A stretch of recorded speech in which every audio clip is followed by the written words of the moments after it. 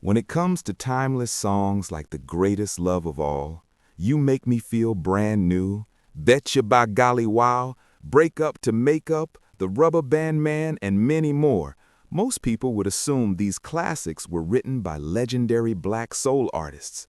The emotion, the pain, the love, it all feels deeply rooted in black culture. But the truth might surprise you. Many of these songs No, but were isn't that, written don't by you, a isn't that an white uncomfortable Jewish notion woman knowing from you're wearing the fur? Philadelphia named Linda Creed, a woman who had more soul in her heart than most people could ever imagine. Linda Creed was born on December 6, 1948 in Philadelphia, Pennsylvania, and raised in the Mount Airy section of the city. She was one of 4 children in a Jewish household. From a very young age, Linda wanted attention and expression. She later described herself as a weird kid, always trying to be heard.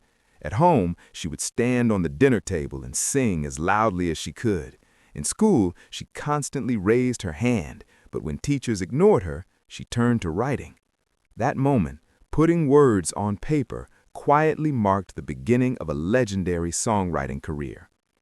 Like many kids in Philly, Linda loved American Bandstand and top singers like Connie Francis. But everything changed when she saw Smokey Robinson and the Miracles perform You Really Got a Hold on Me on The Ed Sullivan Show. Linda later said she fell to the floor and thought, now that is real music. Smokey Robinson's lyrics were simple but emotionally powerful, and his songwriting style became her greatest influence.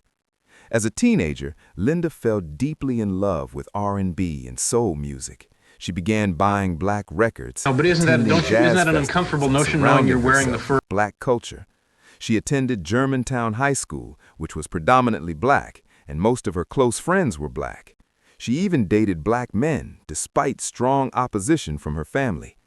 Linda believed that to truly understand something, you had to live it, feel it, and experience it.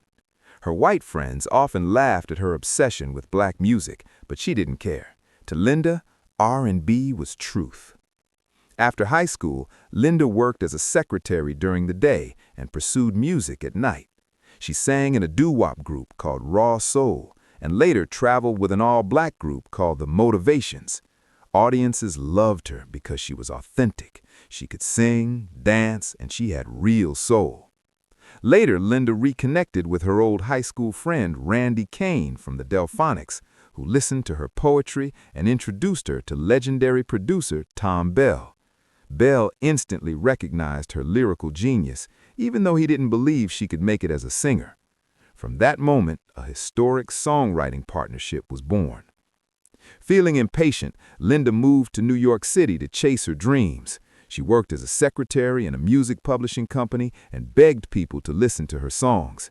Finally, someone agreed to record a demo, but on that very day, Linda lost her voice. No, but isn't that, don't you, isn't that an uncomfortable notion knowing you're wearing the fur? Next 3 years. Broken and depressed, she returned to Philly after her father asked Tom Bell to bring her home. Back in Philly, Linda fell into a deep depression, locking herself away for months. Tom Bell encouraged her to focus fully on songwriting. Around the same time, he was working with Kenny Gamble and Leon Huff, who had just launched Philadelphia International Records. This moment changed everything. In 1970, Linda Creed and Tom Bell wrote their first song together, Free Girl. Soon after came Help Me Find a Way to Say I Love You. Gamble and Huff were so impressed that they hired Linda as a staff writer. Linda hated sitting in the studio, so Tom would give her the music and she would write lyrics at home. She was the poet, Tom was the architect. Then came the Stylistics. Together they created classics like Stop, Look, Listen to Your Heart, You Are Everything, Betcha By Golly Wow, Break Up to Make Up, M. Stone in Love with You, and You Make Me Feel Brand New. These songs defined the Philly soul sound of the 1970s. Together, Linda Creed and Tom Bell earned 23 gold and platinum records.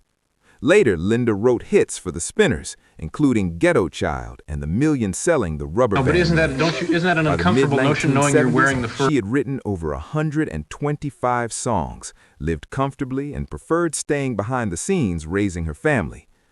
But tensions over money and recognition caused Linda to part ways with Tom Bell, Gamble, and Huff. Soon after, tragedy struck again. At just 26 years old, Linda was diagnosed with breast cancer. Despite her illness, she continued writing.